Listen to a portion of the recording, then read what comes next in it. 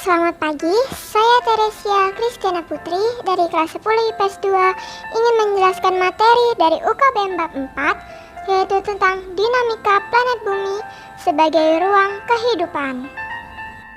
Pada materi yang pertama kita hari ini, kita harus tahu nih bagaimana bumi terbentuk. Nah, ternyata banyak loh teori yang dikemukakan tentang terbentuknya bumi. Untuk saat ini, terdapat sebanyak 5 teori pembentukan bumi yang umum dikenal. Apa aja ya? Sampai ada 5 gitu. Mulai dari yang pertama, yaitu teori pasang surut gas. Teori pasang surut gas pertama kali dikenalkan oleh James Jeans dan Harold Jeffers tahun 1918. Menurut mereka, sebuah bintang besar mendekati matahari dalam jarak dekat dan menyebabkan terjadinya pasang surut pada tubuh matahari yang saat itu masih berupa gas. Saat bintang tersebut mendekat, akan terbentuk gelombang raksasa pada tubuh matahari yang disebabkan oleh gaya tarik bintang. Gelombang tersebut mencapai ketinggian yang luar biasa dan menjauh dari inti matahari menuju bintang tersebut. Gelombang yang membentuk lidah pijar akan mengalami perapatan gas hingga terpecah menjadi planet-planet. Selanjutnya, teori ledakan besar. Teori ledakan besar atau Big Bang mungkin menjadi salah satu yang paling terkenal. Teori ini menyebutkan bahwa bumi terbentuk selama puluhan miliar tahun. Mulanya terdapat gumpalan kabut raksasa yang berputar pada porosnya. Putaran tersebut menyebabkan bagian-bagian kecil dan ringan dari kabut terlempar keluar dan berkumpul membentuk cakram raksasa. Di satu waktu, gumpalan kabut raksasa itu meledak, membentuk galaksi dan nebula-nebula. Selama kurang lebih 4,6 miliar tahun, nebula-nebula tersebut membeku dan membentuk galaksi Bima Sakti yang di dalamnya terdapat tata surya. Bagian ringan yang terlempar keluar di awal mengalami kondensasi hingga membentuk gumpalan yang mendingin dan memadat menjadi planet-planet termasuk bumi. Selanjutnya, teori kabut nebula. Teori pembentukan bumi yang selanjutnya dinamakan teori kabut nebula. Teori ini dikemukakan oleh Immanuel Kant di tahun 1755 yang kemudian disempurnakan oleh Pierre de Laplace di tahun 1796.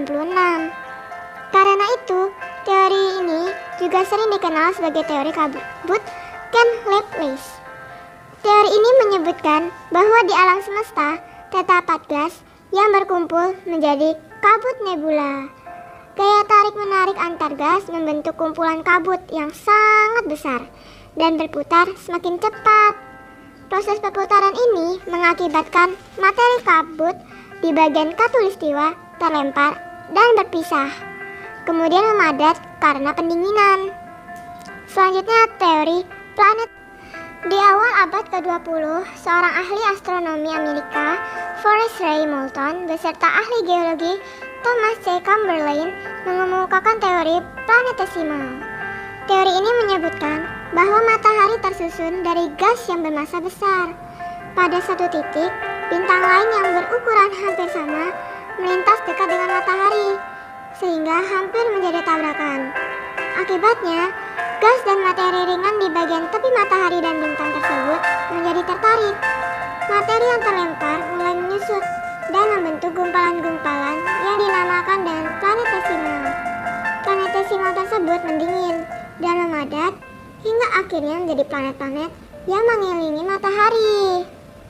Selanjutnya, teori bintang kembar. Teori pembentukan bumi yang terakhir dikenal dengan sebutan teori bintang kembar. Teori ini dicetuskan oleh ahli astronomi Raymond Arthur Lilletton. Menurutnya, galaksi merupakan kombinasi dari bintang kembar. Salah satu bintang tersebut meledak dan menyebabkan banyak material yang terlempar. Karena bintang yang tidak meledak memiliki gaya gravitasi yang kuat, sebaran pecahan ledakan bintang lainnya mengelilingi bintang tersebut. Bintang yang tidak meledak kemudian dikenal dengan matahari, sementara pecahan-pecahannya adalah planet yang mengelilinginya. Nah, selanjutnya yaitu dampak rotasi dan revolusi bumi. Ayo teman-teman semuanya sudah tahu belum dampaknya? Dampak atau akibat rotasi ialah terjadinya siang dan malam, perbedaan waktu di berbagai tempat di dunia, terjadinya gerak semu harian matahari, perbedaan percepatan gravitasi bumi, dan pembelokan arah mata angin. Setelah itu, dampak revolusi bumi, yaitu perbedaan lama siang dan malam, gerak semu tahunan matahari, perubahan musim, perubahan kenampakan rasi bintang, dan kalender Masehi. Selanjutnya materi kedua kita yaitu karakteristik lapisan dan pergeseran benua. Apa aja sih karakteristik dan lapisan bumi? Karakteristik lapisan bumi seperti yang telah dijelaskan di atas, yaitu lapisan bumi terdiri dari 3 lapis, yaitu kerak bumi, mantel bumi, dan inti bumi. Yang pertama yaitu kerak bumi atau crust. Kerak bumi berasal dari batuan yang terdiri atas berbagai jenis mineral. Batuan dapat dikelompokkan menjadi 3 tipe dasar, yaitu batuan gunung api, batuan endapan, dan batuan metamorf. Selain dari batuan, kerak bumi juga terdiri dari unsur oksigen, silikon, aluminium, kalsium, sodium, dan magnesium. Bagian kerak bumi merupakan bagian paling tipis jika dibandingkan 2 lapisan bumi lainnya.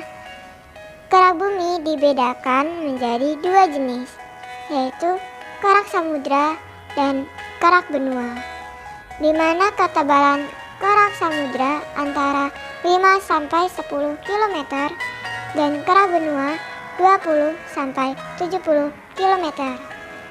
Suhu pada lapisan kerak bumi adalah 20 derajat Celcius sampai 870 derajat Celcius dan berat jenisnya adalah 2,7 gram per sentimeter kubik. Yang kedua yaitu mantel bumi. Lapisan selanjutnya adalah mantel bumi atau atmosfer, merupakan lapisan yang terletak di bawah kerak bumi dengan ketebalan sekitar 2.900 km. Lapisan mantel bumi berupa cairan kental dan berpijar dengan suhu sekitar 3.000 derajat Celcius. Mantel bumi merupakan campuran dari berbagai bahan yang bersifat cair, padat, dan gas dengan suhu yang sangat tinggi. Bagian atas dari mantel bumi terdiri dari batuan solid. Bagian tengah terdiri dari batuan padat yang sangat panas yang mengalir seperti aspal yang dipanaskan.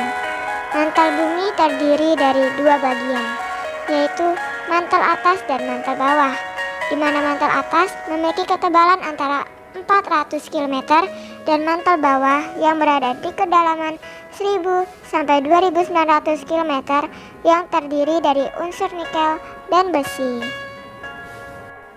Selanjutnya yang ketiga yaitu inti bumi atau core barysphere.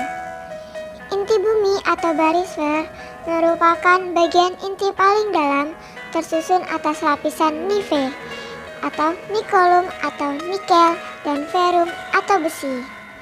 Lapisan ini dapat pula dibedakan menjadi 2 bagian, yaitu inti luar dan inti dalam. Yang pertama itu inti luar. Inti luar atau outer core adalah bagian inti bumi yang berada di bagian luar dan ketebalannya mencapai 2.200 km. Bagian inti luar tersusun dari besi dan nikel yang bersifat cair, kental, dan panas yang berpijar mencapai 3.900 derajat Celcius. Selanjutnya inti dalam. Inti dalam atau inner core merupakan bagian inti bumi yang berada di lapisan dalam dengan ketebalan sekitar 2.500 km. Inti dalam tersusun atas besi dan nikel dan memiliki suhu yang sangat tinggi, yaitu mencapai 4.800 derajat, akan tetapi tetap dalam keadaan padat dengan densitas sekitar 10 gram per sentimeter kubik.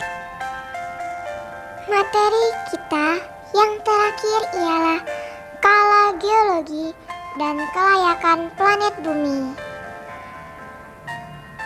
Kehidupan bumi berdasarkan skala geologi. Jadi, sejarah pembentukan bumi berdasarkan zaman. Ada masa Arkeozoikum, yaitu 4,5 sampai 2,5 miliar tahun yang lalu. Selanjutnya masa Proterozoikum, sekitar 2,5 miliar sampai 290 juta tahun yang lalu. Selanjutnya zaman Kambrium, sekitar 590 sampai 500 juta tahun yang lalu. Selanjutnya zaman Ordovisium, yaitu sekitar 500 sampai 440 juta tahun yang lalu. Selanjutnya zaman Silur, yaitu sekitar 440 sampai 410 juta tahun yang lalu. Lalu, apa sih kelayakan planet bumi ini? Faktor kelayakan planet bumi untuk kehidupan yaitu bumi memiliki bulan, rotasi bumi stabil, memiliki medan magnet, aspek geologi yang beragam, memiliki lapisan ozon, memiliki atmosfer dan kaya akan oksigen, letak pada sistem tata surya yang strategis, keberadaan sumber daya air melimpah. Nah, bab terakhir yaitu bab 4 sudah selesai nih. Semoga kalian paham ya sama materi hari ini. Sekian dulu penjelasan dari saya. Mohon maaf jika ada salah kata. Saya pamit undur diri. Bye-bye.